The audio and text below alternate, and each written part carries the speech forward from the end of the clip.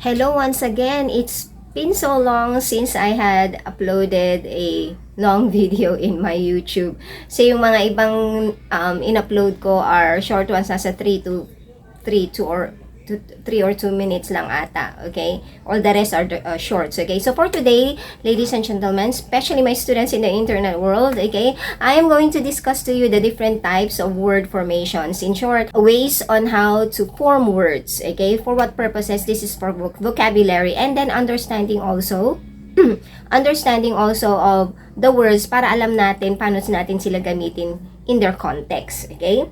So I have 5 ways on how to form words. So watch until the end.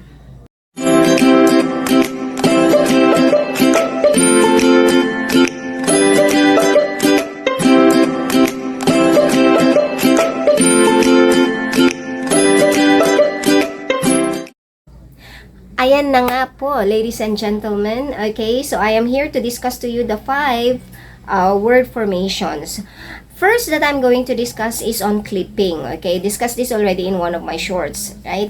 Pero ulitin lang natin for those who would want to understand more. Okay? Kasi ito, maramihan naman na. Alright, for clipping, clipping is the process by which you shorten words, but by removing some letters of the word but retaining the meaning of the word. Okay? So, clipping is shortening of word with meaning retained. Simple as that. Okay?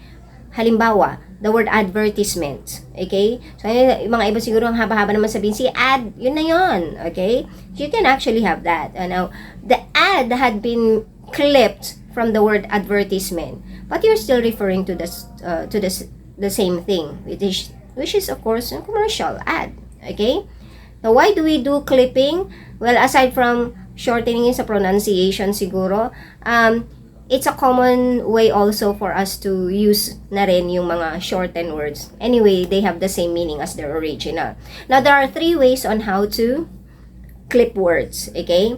First is your for clipping. Yung for clipping, inaalisan mo ng letters. You remove some letters at the beginning of or at the front part of the word, retaining some words in the end. Okay? What do you call this one? Where the word that is retained from removing some letters in the front part would have the same meaning as the original. Example, alligator. If you remove alley there, we have gator. Gator now is actually is actually the same as alligator. Okay, so it's a gator. Oh my God, I saw a huge gator. So, naisipin mo, ano yung gator? Alligator, okay? So, it's a clipped word for alligator. Same when you say, burger. That's actually clipped from hamburger. Okay? Pareho lang sila hamburger and burger. Alright? Maliban na lang kung i-specify mo when you go to Jollibee cheeseburger, hamburger with cheese. Okay, anyway, yun yung sa for clipping. We also have back clipping, just the opposite for clipping, where you remove certain letters sa dulo ng words at the end of the word, okay? Retaining a word, but retaining some letters at the beginning or front of the word, but even if it's clipped, the meaning is still the same. Gaya ng sinabi ko, ganun ang process ng clipping. Example is your tuxedo. You remove the EDO, the last 3 letters from the word, and retain the word tux. Tux and tuxedo would still be the same in meaning. And you're still referring to the same suit. Tuxedo, tux. Alright? An example. Okay? The third process is the mix, as we call. Yung aalisan nyo from front and end, which are still the same, of course. Okay? The middle word or middle letters will come up with the word that is still the same or synonymous to the original word. So, ano example natin dito? Influenza. Okay? Inalis mo yung in and then enza, retaining the word flu. Influenza and flu, the same lang. Okay? That's for the process of clipping. Second naman tayo. Okay, for the second, we have on blending. Actually, madali lang to kasi ginagamit na natin to sa languages natin. So, blending from the word itself, you blend. You put together two words. In some cases, they don't have any relationship with the two words that you have put together. In some instances naman, meron silang relationship or it can be of the same meaning. Pero technically and most often than not, hindi related lang, pero not exact meaning. Example, pag sinabi mong internet, okay? International network. Pinagdugtong mo yung internet plus network. And if you would see, in the blending, some of the words, the words usually take the clipping process first and then you blend them. List the words and then you combine them. Pag kinumbine mo sila as two different words, hindi pwede yun. Para sa compounding siya, which is the third process that I'll be discussing later on. Okay? So, in blending, you remove certain letters from each of the two words, okay? And then, you combine whichever letters are retained from them, okay? So, another example for blending is very common yung brunch. Breakfast plus lunch. Sa breakfast nga, BR lang kinuha mo right? And then lunch, which is of course referring to eating in between breakfast time and lunch time. Okay, so that's for blending. Right? We have so many examples in the internet. You might as well check them out. Okay? Compounding, the third one.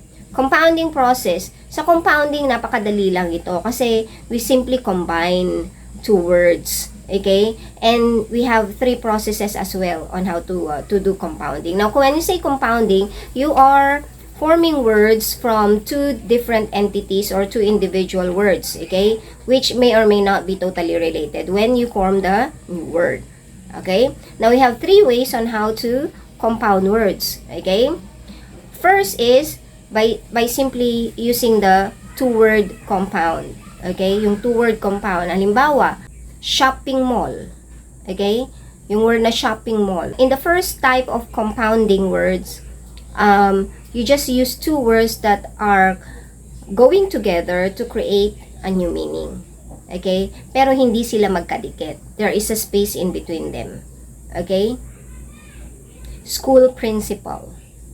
Okay? School principal, the head of a school. So, there's a space. You don't put them together. Now, we also have just the opposite of the first that I discussed. Second type of your compounding. Yung one word lang siya. You combine two words to come up with one word with the same meaning. Okay? And that is your, in some, we call it the solid compound. Kasi one word na siya taken. Okay? Just like when you say, classroom. Class plus room, pinagtugtong mo, classroom. Bumblebee. Taken as a bumble and then bee. So, compound noun din siya. Alright? Or compounding. Process of compounding siya. The third one is one also of the common ones, common compounding, the hyphenated. Yung hyphenated na compound words, pinagdugtong mo sila to create, pinagdugtong mo ang words to create one word. But they are hyphenated. Okay? Such as when you say sister-in-law. Sister hyphen in hyphen law. Okay? The fourth one. Okay? Ito yung tinatawag natin na acronymy. If I say acronymy from the word itself, acronym. The use of acronym to create the word. Alright? When you say acronymy, you use the initial letters of the words and then put them together to come up with a new word. Okay? Example, DFA, Department of Foreign Affairs. Yung D from the department, F for foreign, A for affairs. Hinahanap nyo siguro, nasan yung preposition? You need not the preposition, yung main words lang ang kunin mo doon. Okay? So, that's acronymy. The use of acronyms. And the last one, the fifth one, is what we call as the etymology. From the word itself, etymology, you're using the origin of the word to understand the context or the meaning of an original word. Okay? Or we derive words from the etymology or the origin of the words. Okay? For example, the Caesarean section. Pero, you know what? This word did not originate from Julius Caesar. medyo ano tayo yata sa origin ng Julius Caesar. For some accounts, they say the word Caesarian had come from Julius Caesar because of the belief that he was born out of C-section. Actually, okay, fated to be born out of C-section. Okay, okay.